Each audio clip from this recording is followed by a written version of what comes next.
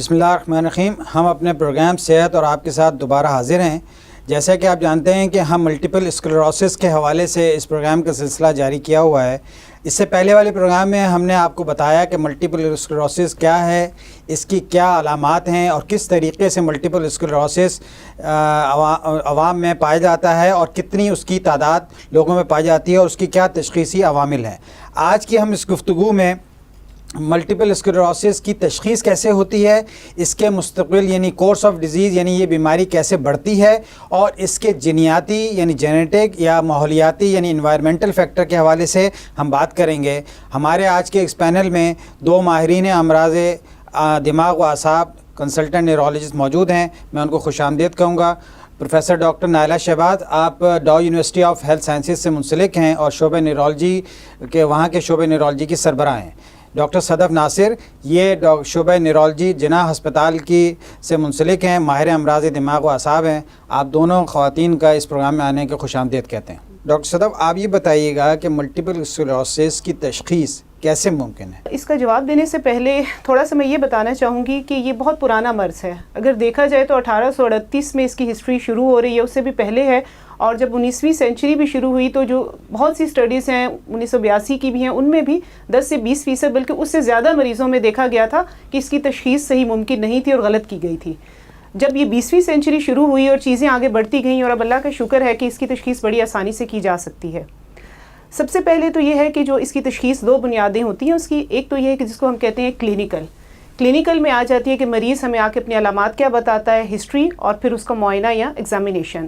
اور جو دوسرا پہلو ہے اس میں ہم بہت سی انویسٹیگیشنز یا اس کی مدد سے اس کی تشخیص بھی کرتے ہیں اور یہ بھی دیکھتے ہیں کہ کہیں کوئی اور بیماری تو نہیں ہے جو ہم جس کو MS نہ سمجھ لیں. اب یہ ہے کہ جیسے کہ 85% مریضوں میں اس کی جو قسم ہے وہ ہے کہ ریلیپسنگ ریمٹنگ MS.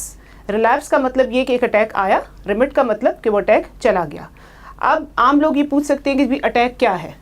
تو اس کی جو ہم نے ڈیفینیشن بنائی ہے اس میں یہ ہے کہ جی جو بھی علامت MS سے منسلک ہے وہ کم سے کم 24 گھنٹے کے لیے رہے.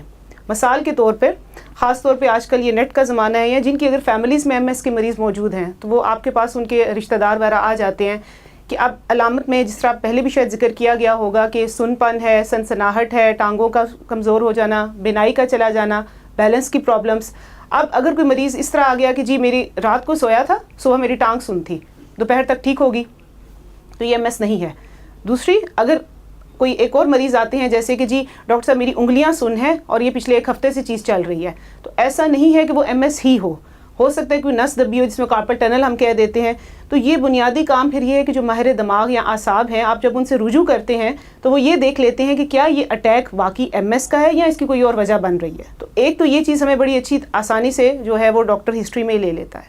پھر اس کا دوسرا پہلو آ جاتا ہے جس کو کہتے ہیں کہ جی ایگزامینیشن. بہت دفعہ یہ بھی دیکھا گیا ہے کہ مریض کو خود معلوم نہیں ہوتا، لیکن جب ڈاکٹر یا جو ان کا معالج ہے ان کا معائنہ کرتے ہیں تو اس میں وہ چیزیں نئی بھی تلاش کر لیتے ہیں. مثال کے طور پہ اگر کوئی مریض آتا ہے کہ جی میری بینائی چلی گئی ہے، کیونکہ یہ ایک ایسی چیز ہے کہ جب بھی ہوگی مریض ڈاکٹر کی طرف بھاگے گئے، لیکن جب میں نے معائنہ کیا تو مجھے اس چیز کا اندازہ ہوا کہ صرف بینائی کا مسئلہ نہیں ہے، دماغ کا کوئی اور حصہ بھی متاثر ہو سکتا ہے جس میں بیلنس کا ہے، موٹر سسٹم جس میں ہم کہتے ہیں کہ ٹانگوں میں جان، یا سینسری سسٹم جو ہمیں محسوس کرنا.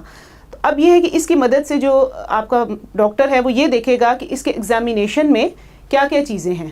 تو ہمارا جو کلینیکل کا پہلو ہے وہ ہمیں ہسٹری اور ایگزامینیشن سے ہمیں معلوم ہو گیا. اب یہ ہے کہ انٹرنیشنلی چیزیں ہیں، کرائٹیریا یوز کیا جاتا ہے. کرائٹیریا کا مطلب یہ ہے کہ جی اس کے اوپر بین الاقوامی طور پر لوگوں کا کنسنسس ہے، لوگ مانتے ہیں کہ جب اس کے مطابق چیزیں فٹ ہوں گی تو ہم مان لیں گے کہ جی یہ مریض کو MS ہے. اس میں کرائٹیریا استعمال ہوتا ہے جس کو کہا جاتا ہے میکڈونلڈس کرائٹیریا. اب یہ کرائٹیریا جو ہے یہ بھی بہت ٹائم لگا کے بنا. 2000 میں پہلا بنا، پھر 2005 میں ریوائز ہوا، پھر 2010 میں ہوا. تو آہستہ آہستہ اس کرائٹیریا میں بھی اتنی تبدیلیاں ہوئی ہیں کہ بڑی آسانی کی مدد سے ڈائگنوسس کیا جا سکتا ہے. اس میں اب یہ ہے کہ اگر مثال کے طور پر میں آسان بناؤں گی کیونکہ چیزیں بہت ٹیکنیکل ہو جائیں گی، کہ ایک اگر مریض آتا ہے اس کو 2 اٹیک ہو چکے ہیں، اٹیک وہی جو میں نے پہلے جیسے بتایا، اور جب میں نے معائنہ کیا تو اور مجھے سسٹم میں بھی 2 جگہ خرابی مل گئی، اس کا بیلنس کا سسٹم ٹھیک نہیں ہے یا اس کی جو بینائی کی نس ہے وہ ٹھیک نہیں ہے، تو میں بڑے یقین سے کہہ سکوں گی کہ اس مریض کو MS ہے. لیکن ساتھ ہی ایک اور ایسا مریض بھی آ سکتا ہے کہ جس کو اٹیک ایک ہوا ہو لیکن معائنہ میں مجھے کچھ اور چیز مل گئی، یا اس کو اٹیک جو ہے وہ 2 ہو چکے ہیں یا معائنہ میں مجھے ایک جگہ پہ چیزیں مل رہی ہیں، تو اس صورت میں پھر میں اپنی انویسٹیگیشنز جن میں سب سے بڑی ہماری MRI ہے اس کی ہیلپ لوں گی اور اس کی مدد سے میں مریض کی تشخیص کروں گی۔ پھر ایک چوتھی قسم ہے جو بہت اہم ہے جس کو کہتے ہیں کلینکلی آئسولیٹڈ سنڈروم۔ اس کا مطلب یہ ہے کہ جب مریض پہلی دفعہ ہی ڈاکٹر کے پاس آیا تو ڈاکٹر کی یہ کوشش ہوگی کہ وہ یہ دیکھ لے کہ کہیں یہ MS تو نہیں ہے، کیونکہ جتنا جلدی آپ تشخیص کریں گے چیزوں کو اتنی ہی جلدی آپ آگے بڑھ سکیں گے۔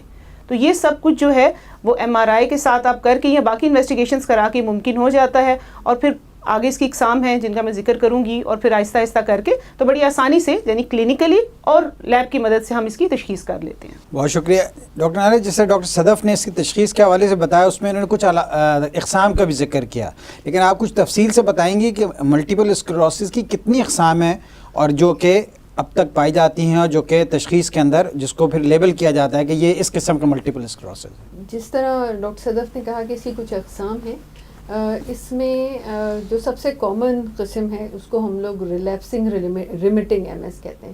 ریلیپسنگ ریمیٹنگ کا مطلب ہوتا ہے کہ بیماری آئی اور چلی گئی، اگر ہم علاج نہیں بھی کریں گے تو وہ کچھ نہ کچھ ٹائم کے بعد یا وہ مائلڈ ہو جائے گی یا وہ ختم ہو جائے گی، تو چیز آئی اور چلی گئی۔ 80% لوگوں کو یہ والے ٹائپ کی بیماری ہوتی ہے۔ اس کا مطلب یہ نہیں ہوتا کہ بیماری اندر نقصان نہیں کر رہی ہے، آئی اور چلی گئی اور اس کا علاج نہیں کریں گے، علاج تو ہوگا اس کا، اگر علاج نہیں کریں گے تو بیماری کے جو تباہ کاری ہے وہ بڑھ جائے گی۔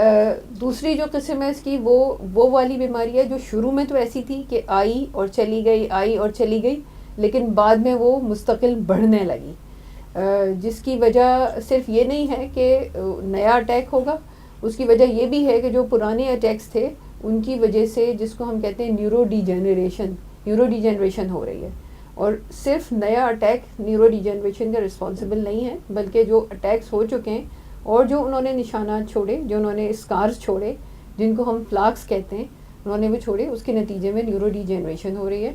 تیسری وہ بیماری ہے جو بہت ہی سخت قسم کی ہے، تیسری وہ قسم ہے جو شروع سے ہی بس بڑھتی ہے، اس میں ریمیشنز نہیں ہوتے، اس میں مریض جو ہے وہ ٹھیک نہیں ہوتا بیچ میں، بلکہ شروع سے اس کی بیماری جو ہے وہ آگے بڑھتی چلی جاتی ہے۔ جس طرح ڈاکٹر نالا آپ نے بتایا کہ اس میں مطلب 3-4 اقسام ہیں، تو اس کے اندر سب سے خطرناک جو قسم ہے وہ کس قسم کے ملٹیپل اسکلروسس کی ہے؟ جو شروع سے بڑھ رہی ہے اور اس کے اندر کوئی بیچ میں امپروومنٹ نہیں آ رہی، بلکہ وہ بڑھتی جا رہی ہے۔